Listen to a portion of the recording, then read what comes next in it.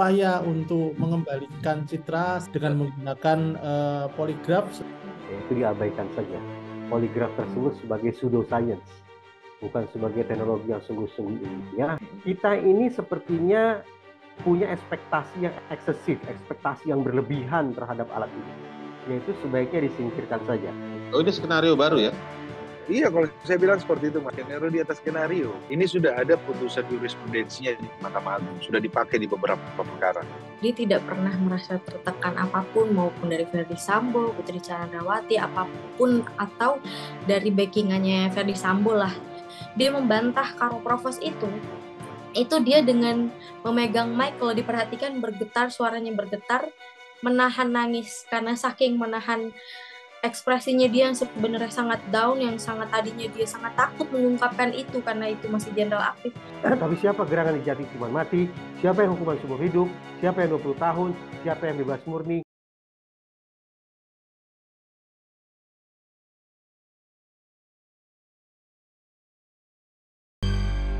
Halo, selamat pagi, salam sehat untuk kita semua. Ketemu lagi kita di kanal YouTube medcom.id bersama saya Indra Maulana dalam program Crosscheck medcom.id.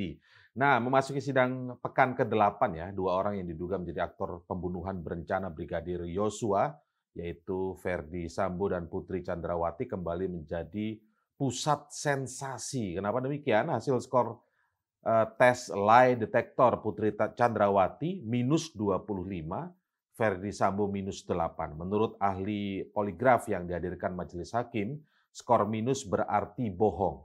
Nah, di sisi lain, skor poligraf Richard Eliezer dan Ricky Rizal masing-masing positif 13 dan 19. Itu disebut punya arti jujur semua gitu ya. Nah, besarnya angka minus Putri Chandrawati itulah yang sekarang menjadi perhatian besar publik. Apa arti skor kebohongan Putri Chandrawati sangat besar? Langsung saja kita cross-check soal skor poligraf atau lie detector ini bersama pakar psikologi forensik Reza Indragiri. Bang Reza, selamat pagi, salam sehat. Assalamualaikum. Salam sehat, Assalamualaikum. Waalaikumsalam. Kemudian ada Zena Dinda De Vega ya, kuasa hukum dari Bribka Ricky Rizal. Selamat pagi, Bu Zena. Pagi, Mas. Ya. Kemudian ada Komisioner Kompolnas Albertus Wahyu Rudanto. Pak Wahyu, selamat pagi, salam sehat. Salam sehat, selamat pagi Mas Indra, selamat pagi Mas Reza, Mbak Zena. Ya. Kita nanti Pak Roni Talapesi ya, kuasa hukum dari Barada Richard Eliezer. Baik, saya mulai dari Pak Wahyu terlebih dahulu nih buat gambaran kita semua nih Pak Wahyu. Saya ingin konfirmasi soal tes poligraf atau yang dikenal publik sebagai lie detector. Ini hasil tes yang dilakukan oleh Barreskrim Polri saat penyidikan bulan September itu ya? Tapi Kompolnas sebagai pengawas kepolisian pada saat itu memberikan apresiasi kepada Mabes Polri karena kita akan memfokuskan agar proses ini dilakukan dengan scientific crime investigation. Jadi waktu itu kami dari Kompolnas memberikan support itu karena terus terang saja kasus ini sudah membuat persepsi publik terhadap Polri turun drastis. Sehingga ketika ada kemudian upaya untuk mengembalikan citra, salah satunya dengan objektivitas dalam proses pemeriksaan kasus ini dengan menggunakan poligraf sebagai salah satu kemajuan teknologi, kita menganggap ini sebagai langkah-langkah untuk transparan dengan crime investigation. Sepanjang secara yuridis itu bisa menjadi bahan pertimbangan, silahkan. Karena ini kan langkah yang baik dengan menggunakan teknologi. Itu dari kacamata kami seperti itu, Mas Indra. Ya. Pak Wahyu, tapi memang sering digunakan tidak Pak yang seperti ini Pak, tes poligraf ini dalam upaya-upaya penegakan hukum Pak oleh kepolisian? Pada beberapa kasus digunakan, tetapi memang tidak menjadi satu-satunya alat penentu. Karena penyidik kan tentu menggunakan berbagai cara. Sebagai komparasi tentu saya kira hal yang bagus. Tetapi sekali lagi ketika ini dijadikan sebagai sarana untuk memastikan itu kami dari Kompolnas tidak bisa memberikan justifikasi, tetapi kami mendorong ini langkah yang baik dalam rangka menggunakan saintifik. Soal apakah mau berdebat para ahli mengenai validasi, mengenai akurasi, silahkan. yang jelas ketika hakim kemudian mengatakan ini memang sesuai dengan kaidah hukum dan sebagainya, kami memberikan keleluasaan. Bagi kami ini langkah yang bagus ketika tidak hanya menggunakan pengakuan tapi juga menggunakan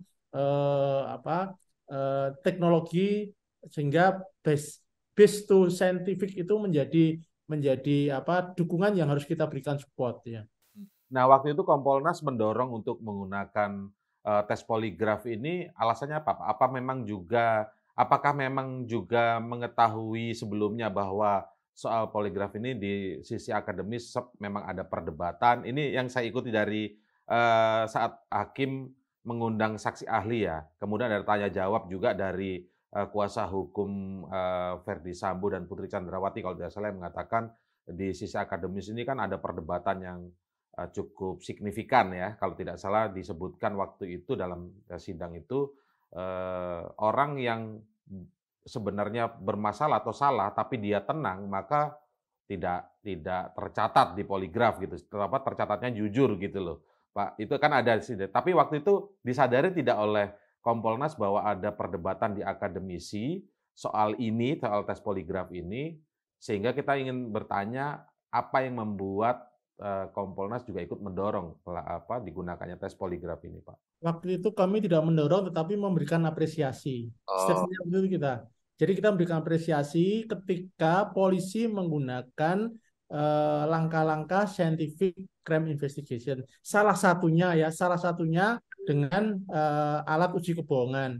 Karena pada beberapa itu dijadikan sebagai sebagai pembanding ya, sebagai pembanding untuk pemeriksaan. Tetapi sekali lagi, apakah ini valid, apakah ini sesuai kaidah hukum, apakah ini akurasinya bisa dipertanggungjawabkan, itu kita serahkan sepenuhnya pada proses ini. Tentu hakim kan tentu akan nanti menanya kepada ahlinya, karena pihak FS sendiri kan memberikan sebagai orang yang lama berkecimpung di bidang reserse justru memberikan penilaian itu tidak pas, tapi itu kan di pengadilan. Nah, sehingga ini bagi kami tentu segala upaya silakan dilakukan sepanjang bisa dipertanggungjawabkan, baik pertanggungjawab secara akademik maupun secara hukum, silakan. Tetapi kami Kompolnas akan selalu mensupport ketika kita mau melakukan inovasi, dan inovasi itu salah satunya dengan menggunakan scientific, dan ketika itu menjadi jaminan yang lebih valid tentu tidak ada salahnya, bukan ya. Baik.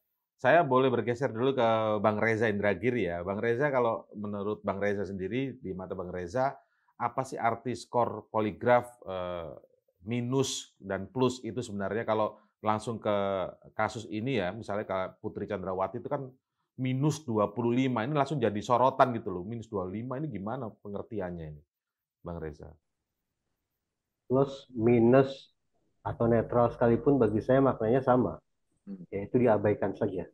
Diabaikan saja ya? Ya, karena saya berada pada posisi memandang poligraf tersebut sebagai pseudoscience, bukan sebagai teknologi yang sungguh-sungguh ilmiah, yang saintifik, tapi pseudo, berarti semu.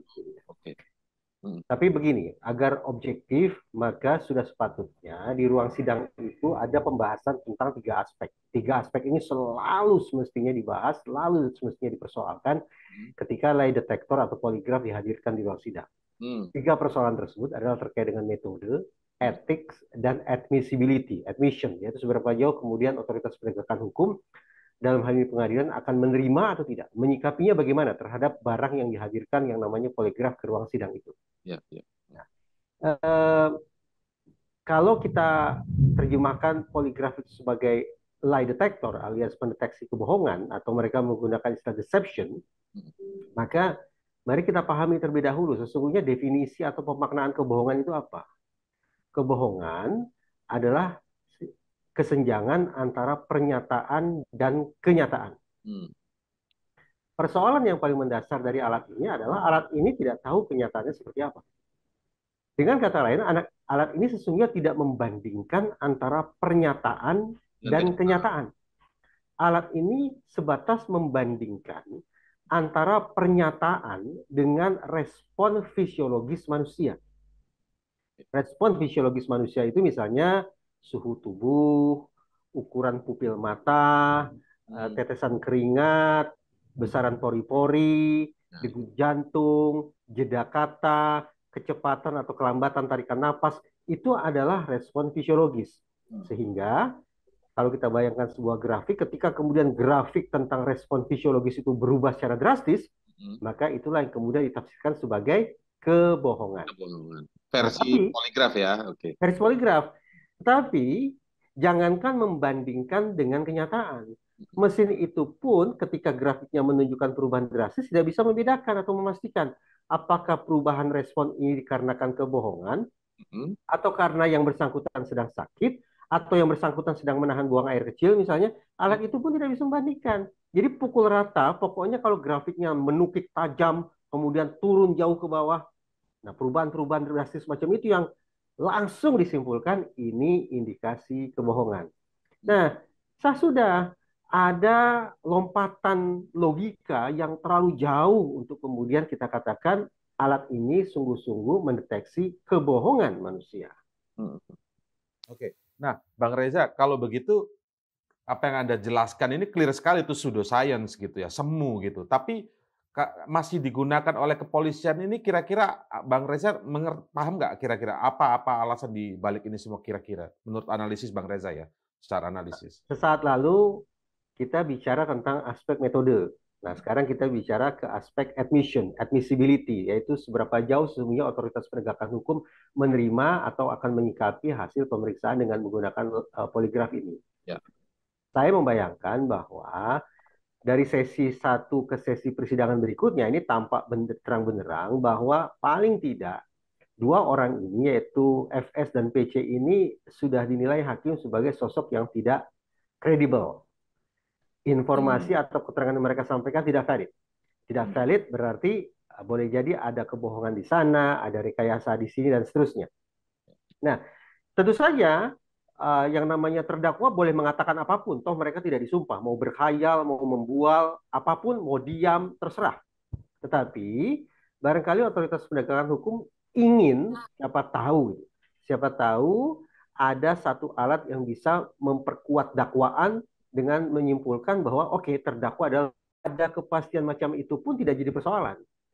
Karena proses penegakan hukumnya tidak berlandaskan pada pengakuan, tidak berlandaskan bahkan pada keterangan, tapi lebih pada pembuktian.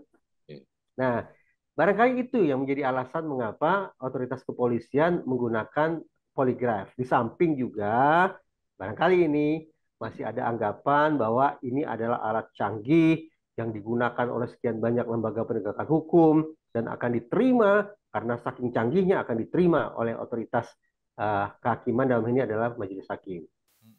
Nah, tapi Bang Reza artinya ketika itu sadar, oke, sebagai tambahan begitu ya. Tapi kemudian ketika di persidangan juga sering ditanyakan itu bahkan oleh jaksa. Kan kita ikuti satu persatu itu. Anda ikut tes poligraf kemarin, tes kebohongan? Ya. Dengan pertanyaan ini, hasilnya gimana? Itu kan lebih pada menggiring. Dan itu terjadi ke beberapa ini. Kira-kira apakah itu strategi mau menunjukkan bahwa Anda itu dengan seluruh keterangannya itu jujur atau Anda dengan seluruh keterangannya itu bohong, begitu kah? Bang Reza. Ini Mas Indra, tadi saya katakan ada 3 persoalan yang harus dikupas di ruang sidang. Kita sudah bahas aspek metode, kita sudah bahas aspek admissibility, sekarang kita ke aspek ethics. Nah, salah satu alasan mengapa sekian banyak pihak termasuk saya mengkritik penggunaan poligraf, apalagi menghadirkan hasil pemeriksaan poligraf ke ruang sidang adalah karena aspek itu. Kita ini sepertinya punya ekspektasi yang eksesif, ekspektasi yang berlebihan terhadap alat ini. Sehingga alih-alih membuat clear persoalan, justru dikhawatirkan alat ini bisa dimanfaatkan untuk kepentingan abusif. Untuk memaksa, untuk menyudutkan, untuk memojokkan, bahkan memvonis seseorang. Yang ya, kalau awam mengatakan tidak tahu ini alat apa, tapi kemudian termakan omongan bahwa ini adalah pendeteksi kebohongan, dan mesin dianggap adalah sosok yang netral, sosok yang tidak berpihak, sosok yang objektif, maka abusif itu jadinya. Terlepas apakah terjadi atau tidak terjadi hal-hal yang ditanyakan selama berlangsungnya pemeriksaan, tetapi yang jelas pada akhirnya dihadirkan di ruang sidang, lebih-lebih lagi kalau diyakini oleh otoritas terkait, maka ini akan menjadi bentuk perlakuan yang abusif terhadap pesakitan sekalipun. Oh, oke. Jadi ini justru tidak bagus dong sebenarnya buat persidangan kalau begitu. Kalau misalnya dari sisi saksi, bukti dan lain sebagainya itu sudah mulai membuat kasus ini clear dengan adanya gimmick soal poligraf dihadirkan, ini menjadi justru kontraproduktif kah, Mas Bang Reza? Karena itu kalimat pertama yang tadi saya katakan adalah entah itu positif, entah itu negatif, entah itu netral, bagi saya semua maknanya sama, yaitu sebaiknya disingkirkan saja. Namun begini, di Indonesia, sepengetahuan saya hingga hari ini belum ada satu aturan main tentang bagaimana otoritas penegakan hukum, terutama sekali Mahkamah Agung, menyikapi barang yang satu ini. Belum ada aturan itu. Dengan demikian, tidak tertutup kemungkinan antara satu ruang sidang dengan ruang sidang yang lain, atau antara satu majelis hakim dengan majelis hakim yang lain akan punya penyikapan yang berbeda satu sama lain. Misalnya nih, di ruang sidang A adalah pembunuhan berencana, sementara di ruang B adalah obstruction of justice. Karena belum ada aturan main, maka mungkin saja ketika di ruang sidang kedua, ruang sidang itu dihadirkan hasil pemeriksaan dengan poligraf, majelis hakim di ruang sidang A akan mengatakan, oke, kita terima, akan kita pertimbangkan.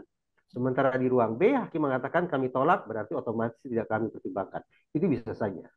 Bu Zena, nah sekarang ke Bu Zena.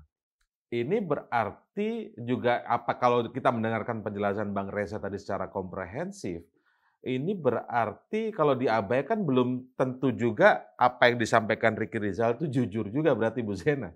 Walaupun skornya itu tinggi sekali ya skornya ya. Plus berapa tadi 19 ya? Plus 11 sama plus 19 kalau biasa. Berarti belum. Ada 2 itu skornya. Tidak bisa diabaikan saja itu kalau dari penjelasan Bang Reza tadi. Kalau itu kan mungkin terkait ahlinya kan sudah mengatakan itu akurat. Kalau kita kan tidak bisa mengatakan bahwa kalau kita kan juga bukan ahli gitu ya Mas kalau untuk terkait seperti itu. Dan kalau misalkan masalah itu lebih baik diabaikan maupun tidak, saya rasa itu kembali lagi kepada keyakinan hakim sih. Seperti itu ya. Karena kan memang pembuktian itu kan banyak juga sepertinya ya. Kan ada bukti surat, bukti yang lainnya banyak gitu. Jadi mungkin kita kembalikan aja ke keyakinan hakim. Kan masih ada keterangan saksi, ada bukti-bukti lainnya, ada keterangan ahli yang tentang forensik maupun yang lain, itu masih banyak. Jadi makanya antara diabaikan dan tidak, kalau misalkan buat kami itu adalah menguntungkan, kita kembalikan lagi kepada keyakinan hakim. Kembalikan lagi kepada keyakinan hakim gitu ya. Karena kalau sebelumnya kan dalam tes poligraf untuk terdakwa Ricky Rizal ini kan ada pertanyaan tentang apakah melihat Sambo menembak Yosua, kemudian jawabannya tidak melihat, dan kalau berdasarkan tes poligraf itu kan plus 19 ya. Nah itu dia, nah sekarang dengan melihat bahwa konsep seperti ini diabaikan saja karena ya itu hanya merespon ke fisiologis seseorang, bukan membandingkan pernyataan dengan kenyataan seperti yang dijelaskan oleh Bang Reza tadi begitu ya. Nah, itu artinya juga masih menjadi pertanyaan, benarkah Ricky Rizal tidak melihat Sambo menembak Yosua begitu. Kalau dari sisi pembuktian yang dimiliki oleh Bu Zena seperti apa ceritanya Bu Zena? Ya kan seperti ini loh. Kalau misalkan terkait yang masalah memang tidak melihat Ferdy Sambo menembak, kan dari awal Ricky Rizal itu sudah konsisten, tidak pernah mengubah BAP-nya. Dia konsisten bahwa saat penembakan itu, setelah penembakan yang dari Richard Eliezer, abis itu dia sempat ke distract karena dengar teriakan dari HT, abis itu dia keluar, abis itu tapi nggak keluar rumah ya, benar-benar cuma yang dari dapur gitu. Habis itu dia kembali lagi. Nah, disitulah dia melihat Ferdy Sambo menembak dinding. Jadi benar-benar dia tidak melihat. Lalu bagaimana orang yang tidak melihat dipaksakan seakan melihat gitu loh. Bahkan saksi Kuat Ma'aruf juga mengatakan bahwa memang sempat si Ricky itu bergerak tapi dia nggak tahu kemana. Seperti itu. Itu termasuk juga pertanyaan kenapa Ricky Rizal yang harusnya ada di Magelang kemudian berada di Jakarta, itu juga menjadi sebuah perbincangan di persidangan yang menarik perhatian masyarakat ya. Itu benar juga ketika dijawab tidak mengetahui kenapa berada di Jakarta, itu bagaimana penjelasannya Bu Zena dari penasihat hukumnya Ricky Rizal? awal, BAP yang per Agustus dari setelah dia ditemui oleh keluarganya, oleh sama penyidik kan, setelah itu kan dia terbuka hatinya, dia bukalah dari skenario itu, dia hilangkan, dia udah nggak takut lagi sama Verdi Sambo gitu. Dia lebih memikirkan keluarganya dibanding ketakutannya itu, dia ngomong kan. Terus dia bilang bahwa buat apa saya harus bohong lagi? Saya tidak perlu bohong. Saya juga sudah jauh dari Verdi Sambo. Saat itu kan per tanggal 7 Agustus itu kan dia sudah ditahan ya Mas ya. Kan kalau nggak salah tanggal 8 apa tanggal 9-nya gitu itu didatangkan keluarganya. Disitulah dia sedikit sudah mulai terbuka dan tanggal 7 itu udah ada testimoni yang dia tulis gitu. Yang itu sudah bukan skenario-skenario apapun gitu. Kalau misalkan terkait yang masalah dia datang dari Magelang, harusnya dia di Magelang, ternyata di Jakarta, itu dia masih konsisten Mas. Konsisten dia bilang bahwa Ibu Putri mengatakan ke dia, ibu mau pulang, siapkan mobil, tolong antar kamu dan Kuat, tolong antarkan ibu ke Jakarta ya. Ibu sedang, ibu lagi nggak enak badan. Betul. Makanya ini janggal ketika si Putri Chandrawati itu bilang, saya hanya menyuruh menyiapkan mobil. Lalu bagaimana Ricky bisa masuk gitu kan ke mobil? Kalau misalkan memang Putri tidak menyuruh Ricky, kenapa tidak? Oh ya udah, turun aja kan harusnya jaga anak di Magelang. Kan itu anaknya dia yang disuruh untuk dijaga kan?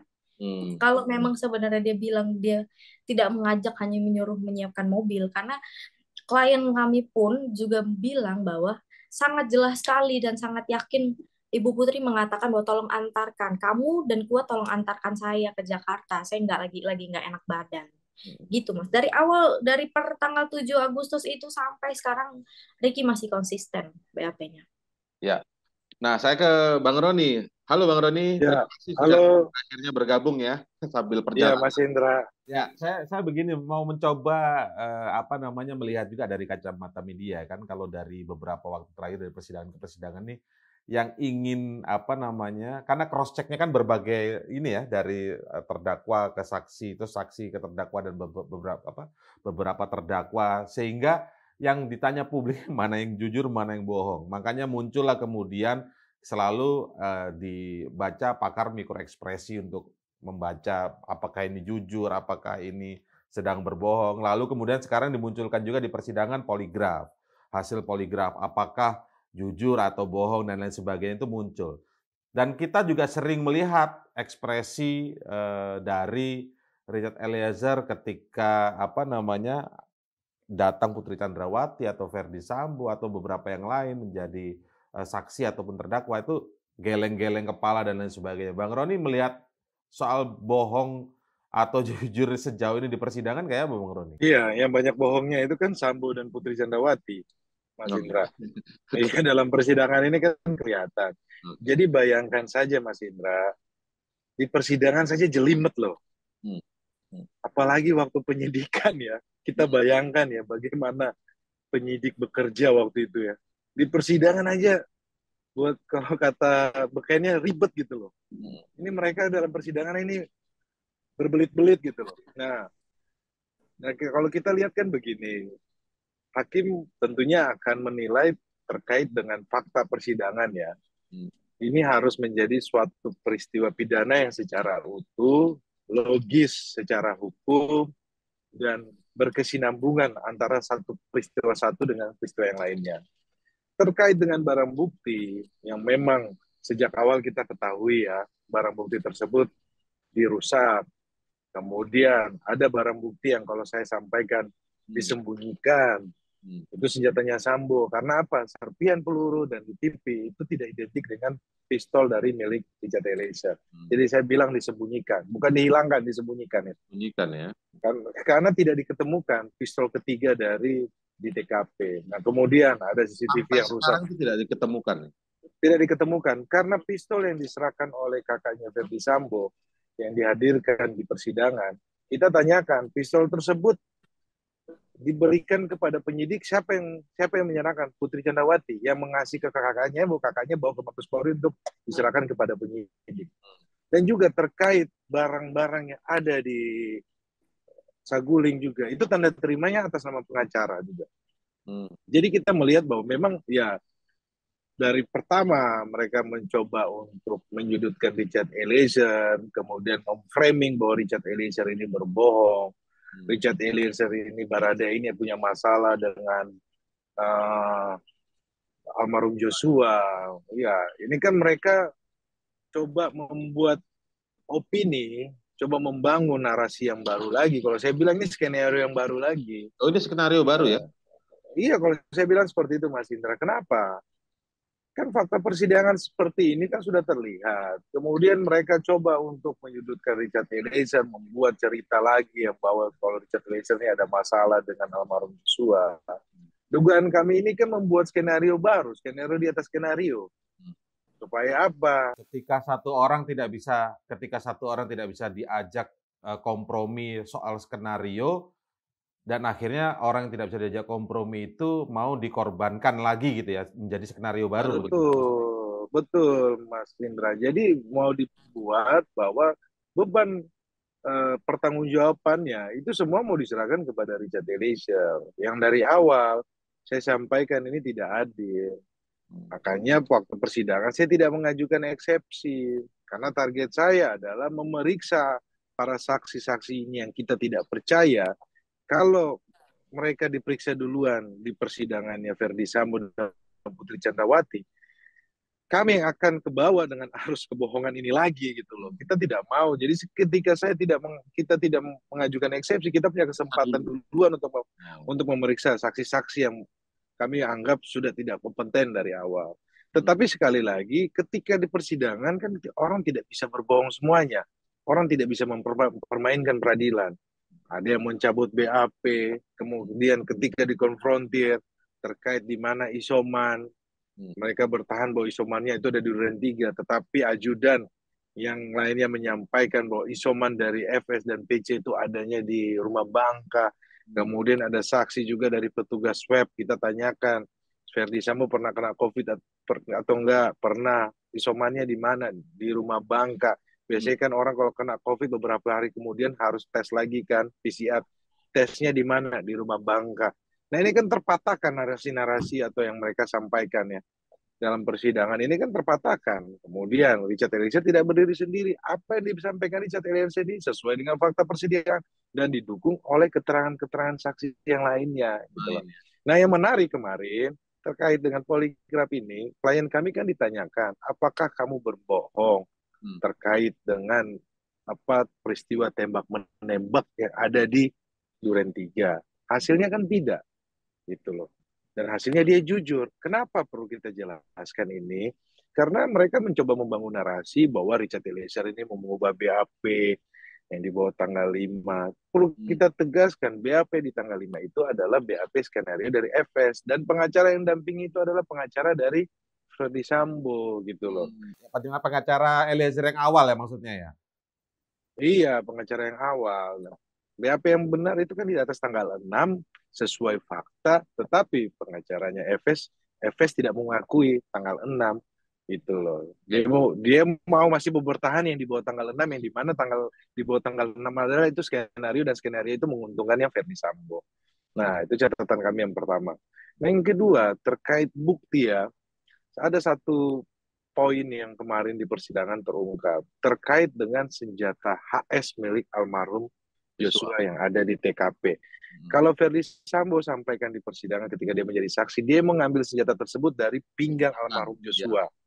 Nah, padahal fakta persidangan, Saudara Ricky Sisal menyampaikan senjata HS itu terakhir ada di dashboard. Kemudian diambil sama yang disampaikan oleh klien saya, diambil kemudian diserahkan kepada Verdi Sambo. Yang menjadi seru kan pertanyaannya, apakah senjata ini bisa jalan dari dashboard mobil ke pinggang almarhum Joshua? Itu terpatahkan. Yang kedua, terkait dengan DNA ya, kemarin kan ada ahli dari DNA yang menjelaskan bahwa senjata HS DNA-nya adalah milik almarhum Joshua. Nah, ini untuk mempertegas bahwa ketika kita menyampaikan soal sarung tangan, Verdi Sambo membantah memakai sarung tangan. Tetapi di fakta persidangan ini terungkap bahwa DNA-nya almarhum yang disenjata HS itu adalah punya almarhum, tidak ada DNA-nya si Verdi Sambo.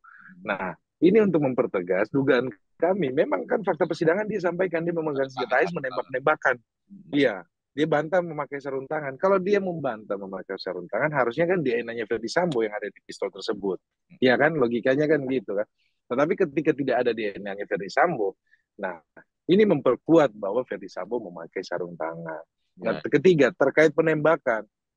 Oke, saudara Ricky Rizal tidak melihat. Ini sesuai hasil poligraf. Tetapi ada satu saksi yang bernama Kuat Maruf yang kita sudah tanyakan kepada yang bersangkutan ketika diperiksa sebagai saksi, melihat atau tidak melihat. Padahal hasil poligrafnya adalah dia berbohong gitu loh. Nah, posisinya begini. Ini kan saksi-saksi yang ada di TKP ini kan ada 2 orang. Kita bicara peristiwa penembakan ya. Ricky Rizal. Ricky Rizal dalam keterangannya di persidangan kita sudah tanyakan tidak melihat. Kemudian Ricky Rizal menyampaikan dia mendengar berlutut. Yang suruh gitu jongkok. Suruh jongkok.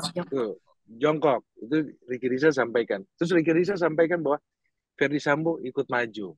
Nah, lihat dong. Ini Ricky, tapi dia tidak terlihat, tapi dia lihat Ferdi Sambo maju dan menembak-nembak ke dinding. Dia tidak melihat setelah. Ricky, kita bandingkan dengan Kuat Maruf. Kuat Maruf ini keterangannya sama kayak Ferdi Sambo. Masuk, ada apa dengan ini kan, seperti ada percakapan, itu kau tega, terus itu disampaikan bahwa dia tidak mendengar kata jongkok, terus disampaikan bahwa ini Eliezer menembak semuanya sampai Eliezer maju, Eliezer menembak kepalanya. Gini, ini yang saya mau jelaskan, ini tinggal 2 orang aja ini kan saksi, KM dan RR. Mau kita percaya yang mana ini? Ya. Ricky Rizal kah yang pernyataannya yang kita sudah fakta persidangan bahwa dia tidak melihat, tetapi ada pernyataannya yang sesuai dengan keterangan Richard Eliezer. Pertama jongkok, kedua Ferdi Sambo maju, ketiga soal tembak dinding.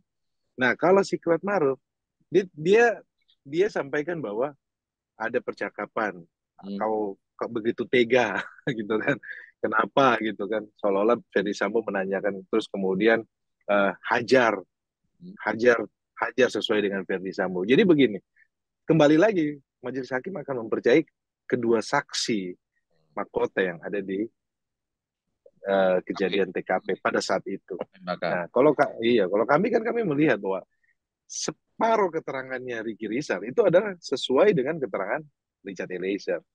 Kalau keterangannya Kuat Maruf, tidak semuanya sesuai dengan keterangan Richard Eliezer. Gitu loh, kualitas saksi ya. Kualitas saksi, oke. Nah, tapi kalau saya ingin coba gali yang dari sini, Bang Roni. Ketika disebut Ricky Rizal tidak ikut melihat Sambo menembak Yosua itu, tapi di Eliezer mengatakan Sambo ikut menembak begitu. Itu bagaimana nanti untuk pembuktiannya kira-kira, Bang Roni? Mas Indra, kan makanya saya bilang, ketika Ricky Rizal bilang tidak melihat, keterangan separuh dari Ricky Rizal sesuai dengan keterangannya Richard Eliezer. Keterangan dari Kuat Maruf, semua keterangan Kuat Maruf mendukung keterangannya Ferdi Sambo. Tetapi ada satu yang tidak sesuai, bahwa dia tidak melihat. Gitu loh. Hakim akan menilai di sini kan. Kalau jadi berpatokan ke situ aja logika hukumnya ya. Mana yang logis nih kan? Ketika satu dia mengikuti. Tapi tetap kembali ke soal poligraf itu tidak akan bakal menjadi pertimbangan ya, Bang Roni ya. Wah, tentunya itu pasti akan menjadi pertimbangan, Mas Indra. Kan sudah hakim sampaikan bahwa tentunya ahli dalam hal ini sebagai ahli ketika dimintai keterangannya sebagai kapasitasnya sebagai ahli kan ditanyakan kemudian latar belakangnya, pendidikannya, apa saja sudah pelatihan-pelatihan. Nah, ini kan ekspertasi bidang seseorang dalam hal dia memberikan keterangan di muka persidangan terkait dengan mencari kebenaran material pembuktian. Jadi menurut kami, saya lihat bahwa sah-sah saja, tetapi kalau ada yang sampaikan tidak dipakai oleh beberapa negara, itu negara-negara itu Amerika sama kita beda sistem hukumnya gitu loh, tidak bisa disamakan juga sama negara-negara yang lain gitu loh. Tetapi sekali lagi perpatokan kami adalah hakim menyampaikan bahwa keterangan yang digunakan adalah keterangan yang disampaikan di muka persidangan karena sudah disumpah, bukan keterangan di dalam BAP. Gitu. Oke. Ya, ini saya kembali ke Bang Reza dulu deh. Pak Bang Reza memang benar itu ada agenda waktu itu salah satu agenda persidangan itu kan memang memanggil saksi ahli ya tentang soal poligraf ini. Itu kan ditanyakan. Artinya ada keseriusan mendalami penggunaan metode ini begitu Bang Reza. Bagaimana kalau Bang Reza? Apakah tetap itu soal etik masalahnya nanti? Karena kita ingin tahu setelah hasilnya ini keluar selesai, ketok palu gitu sidang. Jangan sampai ada kemudian apa ya, wah jalannya persidangan ada yang nggak etis karena poligraf dan lain sebagainya. Saya tambahin sedikit Mas Indra, ini sudah ada putusan jurisprudensinya di Mahkamah Agung, sudah dipakai di beberapa perkara. Oh, oke. Silakan Bang Reza. Di ruang sidang itu paling tidak FS dan PC sudah mempersoalkan aspek metode dan aspek etik. Nah, FS misalnya mengatakan saudara mengajukan pertanyaan-pertanyaan sebatas titipan dari penyidik. Nah, ini berarti menyangkut masalah metode. Bagaimana operator poligraf tersebut menyusun pertanyaannya apa, pertanyaan mana yang pendahuluan, pertanyaan mana dan seterusnya itu menyangkut metode. Sementara PC mempersoalkan dari sisi etik bahwa dia mengaku menjalani pemeriksaan itu dalam kondisi terpaksa, konon dalam kondisi tidak sehat tapi kok tetap diperiksa. Yang kedua juga dia diperiksa dalam ruangan tertutup oleh 2 orang yang notabene berjenis kelamin laki-laki. 2 hal itu masuk akal. Maka tadi saya katakan pada akhirnya di ruang sidang itu memang persoalan atau hal ihwal di seputar poligraf ini menyangkut 3 hal, etik, metode, dan admissibility. Sampai persidangan tempo hari saya belum menangkap kira-kira admissibility atau penyikapan hakim seperti apa. Memang hakim sudah memberikan kesempatan bagi ahli untuk memberikan penjelasan tentang poligraf, memberikan kesempatan untuk tanya jawab tentang poligraf, tapi di putusan nanti akan bisa sungguh-sungguh kita baca secara definitif. Akhirnya hakim akan menyikapinya seperti apa, menerima atau mengabaikan hal ihwal terkait dengan poligraf tersebut. Itu mungkin bisa menjadi potensi atau potensial akan ada gugatan-gugatan hasil putusan persidangan kira-kira Bang Reza. Kalau misalnya metode salah satu yang digunakan seperti itu ya, yaitu poligraf. Sementara ada debat, walaupun Bang Roni tadi bilang ada jurisprudensinya sudah digunakan di berbagai kasus dari MA gitu. Kalau ada masalah, kalau kita anggap ada masalah hukum susulan, saya pikir yang dipersoalkan bukan otoritas Mahkamah Agung, tapi boleh jadi adalah otoritas kepolisian. Karena toh mesin itu difungsikan atau dioperasikan berdasarkan permintaan Mabes Polri. Nah, bagaimana kemudian Mabes Polri melakukan supervisi terkait dengan etik, terkait dengan metode, terkait dengan admissibility. Karena toh Polri juga semestinya tidak tutup mata, tapi tetap memperhatikan, mencermati bagaimana pelaksanaan penggunaan poligraf itu sendiri. Nah, kalau sampai ke sana gimana itu Pak Wahyu kira-kira? Artinya kepolisian yang akan juga nanti dipertanyakan penggunaan metode ini, Pak Wahyu kira-kira. Jadi begini Mas Indra, tadi Bang Roni sudah menyampaikan pada saat persidangan ini kan memang hakim sedang mencari kebenaran material, bukan kebenaran formal. Nah, polisi menggunakan poligraf itu kan bukan satu-satunya alat untuk dalam proses penyidikan. Jadi kami Komponas terbuka saja. Tetapi kami mensupport ini, kami mengapresiasi karena apa?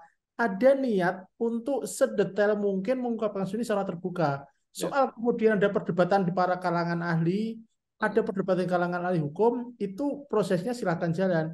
Tetapi kalau tadi disebutkan sudah ada jurisprudensi, berarti sudah pernah ada perdebatan ini dan oleh majelis hakim dianggap sebagai salah satu alat untuk memberikan justifikasi dalam proses itu. Silakan saja perdebatan akademik ini kan wajar kan, apalagi ini bicara soal teknologi, apalagi tadi bicara soal perbedaan persepsi. Maka Bang Reza sampai bilang entah minus, entah plus, entah nol dianggap tidak ada. Nah, kebaikan.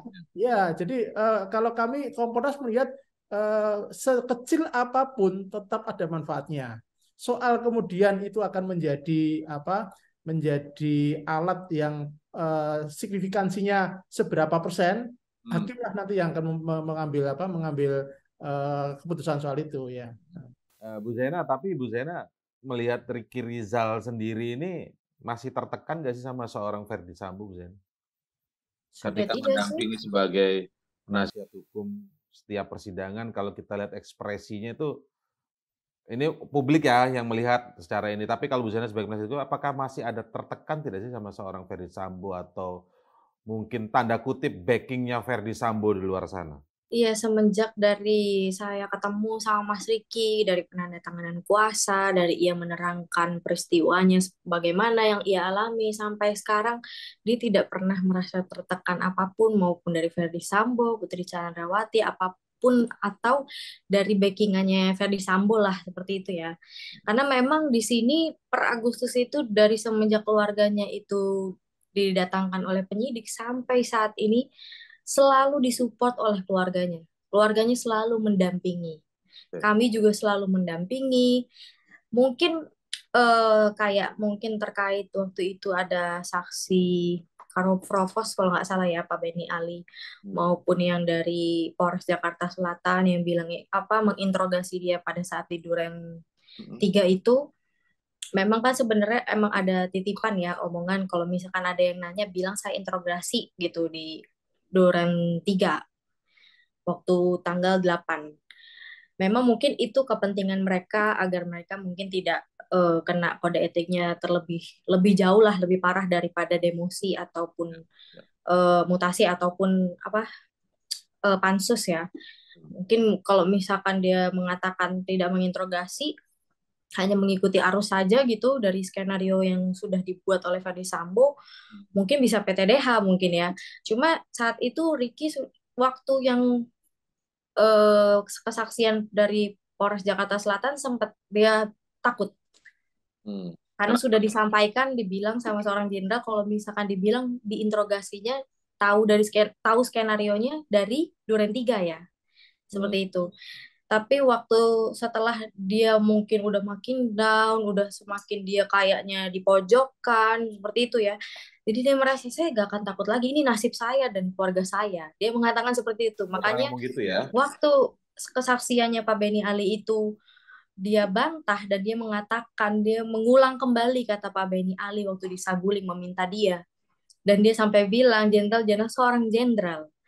Saya ingat sekali jenderal waktu itu datang ke Saguling mengatakan bahwa kalau ada yang nanya, bilang saya sudah nanyain kamu tahu skenario itu dari tanggal 8 di Duren 3 ya. Dia bilang siap jenderal, kenapa jenderal? Terus dia bilang, jenderal itu bilang bahwa emang sudah kadung ngomong sama Kapolri seperti itu gitu. Ya mungkin itu menjadi kepentingan dia, tapi ini mempengaruhi nasibnya Ricky Rizal dan keluarganya. Jadi nothing tulus saja sekarang ini sebenarnya ya. Benar, sekarang itu dia udah nggak ada yang takut dia seorang jenderal. Kalau Ferdi Sambo dia ngapain takut lagi ya kan udah bukan jenderal juga, bukan atasannya. Kalau kemarin mungkin sempat takut karena itu kan dia masih jenderal, masih polisi lah yang di situ ya, yang termaksudnya pangkatnya masih di atas dia gitu. Tapi setelah dia memikirkan kembali nasib, kita juga mendorong gitu, Mas harus disampaikan, jangan takut. Ini masalah nasib Mas loh gitu. Lama-lama dia memikirkan, iya juga, keluarga juga support, tolonglah bilang aja, katakan saja. Makanya waktu dia membantah Karo Provos itu dia dengan memegang mic, kalau diperhatikan bergetar, suaranya bergetar, menahan nangis, karena saking menahan ekspresinya dia yang sebenarnya sangat down, yang sangat tadinya dia sangat takut mengungkapkan itu karena itu masih jenderal aktif, dia berani mengungkapkan itu karena dia memikirkan nasib diri dia sendiri dan keluarganya. Dan saya salut, makanya saya bilang gitu Mas, jangan takut lagi, saya bilang. Walaupun dia nggak takut sama Ferdi Sambo saat itu ya, dia sudah nggak takut semenjak dia ditahan ya. Kalau masalah takutnya masih apa sama jenderal yang aktif itu. Iya betul. Nah, kalau dibilang interogasi itu aja sih. Nah, tapi ada nggak dia cerita beberapa kali kalau sedang bersama gitu ya di persidangan tuh ada Richard Eliezer, entah itu sebagai saksi untuk Richard atau sama-sama sebagai terdakwa mendengarkan saksi yang lain seperti Putri Chandrawati dan Ferdi Sambo sendiri gitu ya. Ada beberapa hal yang berbeda dengan Richard Eliezer tuh, dia sempat mengungkapkan nggak dengan Bu Zena? Maksudnya kok bisa, kan masih ada tuh kelihatan beda-beda beberapa hal ya, soal skenario tabrak mobil, kemudian ya itu tadi soal melihat Ferdi Sambo ikut menembak atau tidak dan lain sebagainya itu. Itu sempat dikeluhkan juga tidak? Yang tadi saya bilang bahwa kalau misalkan yang dia ada niat menabrakkan mobil dari Magelang ke Jakarta, makanya dia bilang saya juga nggak sebodoh itu Mbak, itu namanya saya juga kecelakaan, saya masih punya anak yang masih kecil, terus anak saya harusnya gimana masa depannya. Sekarang aja dia udah stres, masa depan anaknya gimana saat itu dia mencelakakan, artinya mencelakakan diri dia sendiri juga dong. Seperti itu. Kalau misalkan perkataan itu kan, Maksudnya tuh nggak ada gitu niatan itu kenapa? atau skenario itu memang nggak ada atau apa? Tidak Atau dia ada. tidak ada skenario itu tapi dia tidak berani mengeksekusi gitu. Tidak ada sama sekali dari Magelang tentang skenario atau apapun. Karena memang dari awal pun dari Magelang pun tidak tahu sama sekali bahwa ada yang tadinya dugaan pelecehan yang dibilang itu. Sama sekali nggak ada, karena dia tahu konfliknya hanya Joshua dengan Kuat. Bahkan dia nggak tahu itu kenapa masalahnya itu mereka berdua konflik. Karena ditanyakan masing-masing jawabnya juga nggak jelas gitu. Joshua juga cuma bilang nggak apa-apa bang, cuma bilang tahu tuh Om Kuat marah, kayak gitu aja. Lalu dari mana orang dia aja masih baik-baik sama Joshua, masa ada niat seperti itu? Nggak ada sama sekali. Itu artinya kan belum bisa dibuktikan lah kebenarannya, belum ada saksi juga. Kalau misalnya dia juga berharap kalau misalkan ada CCTV, saya juga berharap ada CCTV biar bisa membuktikan saya tidak pernah berdua sama Richard Eliezer di lantai 2. Saya juga tidak pernah mengatakan hal yang tidak baik seperti itu. Oke. Nah, Bang Reza, kalau kita lihat perjalanan kasus ini dari awal sampai persidangan, mungkin juga sampai hari ini ya, kita lihat persidangan berjalan di hari Jumat gitu. Memang ada banyak hal yang masih abu-abu sehingga membutuhkan secara publik, secara awam ya, melihat ini akhirnya bertanya, ini perlu ada alat untuk mengetes kejujuran dan kebohongan itu, larinya ke situ lagi begitu Bang Reza ya. Ini Mas Indra sebut-sebut backing FS di luar sana, saya jadi tertekan sendiri nih. Saya langsung lihat pekarangan rumah saya. Lihat ujung-ujung pohon, jangan-jangan ada sniper juga di atas. Iya, betul. Begini, dari sesi 1 ke sesi persidangan berikutnya, sepertinya keyakinan hakim makin teguh bahwa ada 340 di sini. Tetapi persoalannya adalah karena terdakwanya lebih dari 1, tampaknya hakim punya kebutuhan untuk memastikan ini terdakwa A kategori mana, terdakwa B kategori mana, dan seterusnya. Di dalam psikologi forensik, yang namanya pelaku kejahatan, berarti termasuk kita bicara pelaku pembunuhan gitu ya, itu bisa dipilah ke dalam 4 kategori. Sebutlah kategori pertama, ini adalah pelaku yang berkonfrontasi langsung dengan target, dengan sasaran atau dengan korbannya. Kalau dia pegang pistol misalnya, berarti dialah yang meletuskan pistol itu sampai kemudian peluru dari pistol tersebut mengenai tubuh korban. Itu kategori pertama. Yang kedua, kategori 2 ini pelaku yang tidak berkonfrontasi langsung dengan target, tetapi dia yang punya gagasan, dia yang punya ide, dia yang punya rencana. Jadi mastermind, intellectual dader. Yang ketiga adalah fasilitator. Dia tidak berkonfrontasi secara langsung, dia tidak punya gagasan, tapi dia menyediakan sarana dan prasarana. Ini loh TKP-nya, ini loh senjatanya, ini loh sarung tangannya, misalnya seperti itu. Dan kategori keempat adalah pelaku yang disebut sebagai obstruction of justice. Bahkan dia barangkali tidak dari TKP, tapi dia ikut-ikutan terhadap terjadinya peristiwa pidana tersebut. Nah, tidak tertutup kemungkinan barangkali ada terdakwa tertentu di mata majelis hakim yang tampaknya kategorinya ganda ini. Bukan hanya kategori 1, tapi juga barangkali kategori 2. Tidak hanya punya rencana, tapi juga barangkali meletuskan senjata apinya.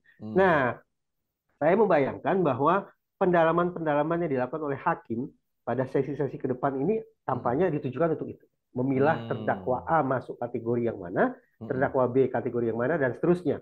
Kalau sudah bisa dikategorisasi sedemikian rupa, maka hitung-hitungan di atas kertas ini, hakim juga akan bisa dengan tanda petik mudah mengatakan, misalnya semua divonis bersalah, tapi siapa gerangan dijatuhi hukuman mati, siapa yang hukuman seumur hidup, siapa yang 20 tahun, siapa yang bebas murni, siapa yang dimaafkan, dan seterusnya. Jadi kebutuhannya lebih ke situ ya, bukan lagi ragu ini 340 atau bukan gitu ya Bang Reza. Bukan lagi persoalan pada 340, tapi semua 340 tinggal lagi barangkali dipilah, dikategorisasi. Pelaku kategori yang mana. Oke. Nah ini menjadi clear ini kan, publik terlihat. Berarti lebih kepada kebutuhan hakim di situ, ini perannya apa, apakah peran ganda dan lain sebagainya. Begitu ya. Oke, Bang Roni, saya ingin masuk ini karena Bang Roni tadi sempat menyinggung ada strategi baru dari Verdi Sambo ini, membacanya seperti itu ya. Karena memang kita juga melihat di berjalannya persidangan paling tidak sepanjang pekan ini kalau tidak salah ya. Itu ada pernyataan-pernyataan dari Verdi Sambo yang menyebutkan di persidangan bahwa skenario itu sengaja dibuat dengan menembak-nembak ke dinding segala macam. Skenario itu sengaja dibuat untuk menyelamatkan Eliezer. Apakah ini salah satu indikasi bahwa strategi baru Sambo ingin menyalahkan Eliezer kali ini, Bang Roni? Iya, Mas Indra, ini satu sisi dia bilang dia menyelamatkan, satu sisi dia menyerang. Ini orang maunya apa ini kan? Kontradiktif nih Mas Indra. Jadi menurut kami ya, kita dari awal sudah sampaikan karena sudah tidak terbuka, tidak jujur dari awal. Beda dengan klien saya ya. Karena klien saya terbuka, kemudian menyampaikan permohonan maaf, siap bertanggung jawab. Sikap seorang Richard Eliezer ini berbeda sekali dengan seorang Ferdy Sambo kan. Ferdy Sambo ini tidak mau mengaku. Dalam persidangan ini kelihatan lah mana terdakwa yang berbelit-belit, coba mengelak, coba juga menutupi. Nah saya pikir hakim juga sudah bisa melihat. Dalam persidangan ini kita lihat kan bahwa kalau dia bilang dia mau menyelamatkan Richard Eliezer, pertanyaannya kemudian nih Putri Chandrawati sempat mengganti baju, terus sempat mereka langsung setelah itu langsung membersihkan TKP, kemudian senjatanya si Richard Eliezer-nya disita, kemudian dibuat 8 selongsong milik Richard Eliezer, 2 selongsong milik dari almarhum Joshua. Saya mempelajari ya dalam kasus-kasus pembunuhan ini ada modus dalam kasus-kasus pembunuhan besar ya yang terjadi. Modusnya adalah menyebar selongsong, Mas Indra. Menyebar selongsong. Menyebar selongsong. Jadi upayanya untuk mengaburkan TKP dan juga ada opsi yang kedua adalah untuk membuat perkara ini dibebankan atau pertanggungjawaban dibebankan kepada seseorang. Seorang yang lain maksudnya. Orang yang lain. Gini, dalam peristiwa ini kan Richard Eliezer memegang Glock 17. Kami sudah menanyakan kepada beberapa saksi, termasuk ahli balistik terakhir. Glock 17 itu isinya full atau tidak? Tidak. Richard Eliezer terakhir pelurunya ada 7, kemudian diisi sama dia. Kami menduga bahwa Richard Eliezer itu mengisi sampai 15. Karena dia menembakkan 3-4 kali. Faktanya adalah peluru sisanya ada 12. Nah pertanyaannya, kenapa bisa ada 8 selongsong kelebihan? Oke lah, kita taruh 17 ya. Walaupun dalam praktek pistol itu tidak pernah bisa diisi full 17. Taruhlah 17. Berarti kan 7 ditambah 12 ditambah 8, 12 sisa peluru yang disita oleh Propam ya. 12 ditambah 8 kan berarti 20. Sudah nggak masuk akal gitu loh. Nah juga terkait kemarin balistik tadi saya sampaikan berulang kali bahwa peluru yang di badannya almarhum Joshua itu identik dengan pistol dari Richard Eliezer, tetapi serpihan yang di otak dan di pipi tidak identik dengan pistol Richard Eliezer. Nah ini sebenarnya fakta persidangan yang sudah terlihat ya, bahwa penembakan yang ada di Duren 3 itu bukan Richard Eliezer sendiri. Karena apa? Ini untuk memperkuat pernyataan dari keterangan klien saya Baradae bahwa Ferdy Sambo ikut menembak dan memperkuat hasil dari poligraf yang menanyakan kepada Kuatmaruf, melihat tidak Ferdy Sambo menembak, jawaban tidak, ternyata berbohong. Jadi sebenarnya sudah terlihat lah bahwa fakta persidangan sudah terlihat sebenarnya Mas Indra. Sehingga saya pikir bahwa jaksa penuntut umum dalam membuat rentut tentunya sudah mempertimbangkan kan fakta-fakta persidangan.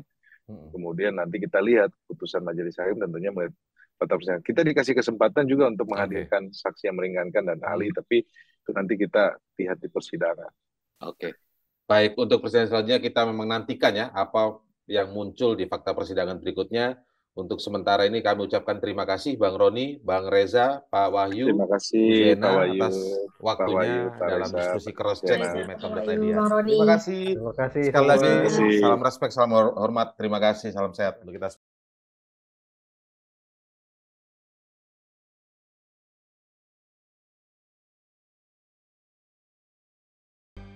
Medcom.id, a part of Media Group Network.